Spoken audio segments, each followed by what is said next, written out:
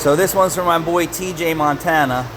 I don't know if you did your own brakes or somebody else did your brakes, but you can see right here the brake pad shim, anti-rattle shim, has slid down. That's actually making contact with the hardware. And then you can see the outer one, or the inner one, did not. It moved a little bit. You see that? But that could actually see how the piston is not making contact all the way. Mm-hmm.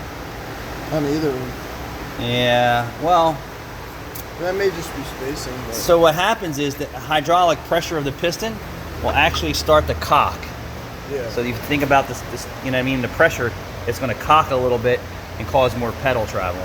Is this a horrible condition? No. Is it something that's not 100% right? Correct. But you can also see here that this brake pad shim slid all the way down, and you can see where the brake pad, let's clear this up.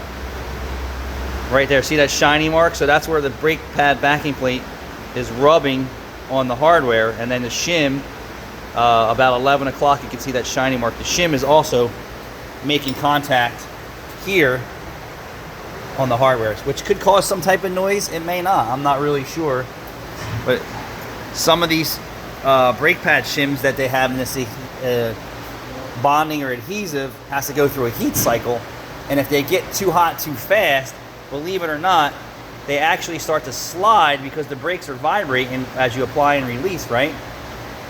And they start to slide until they cure, and then they cure in the place that they stop at. It was just weird that this one started to move and then cured, and then that one cured. What's the other side look like? I don't have this caliper off. Well, can you see if the shim slid over here? Yeah, it did. It did, so this one did too. I would bet it's probably the same on the other side.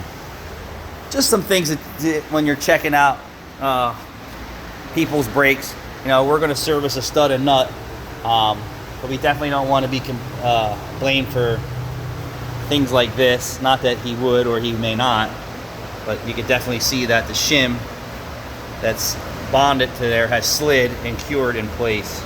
Not the end of the world, but things to check out. Thanks for watching.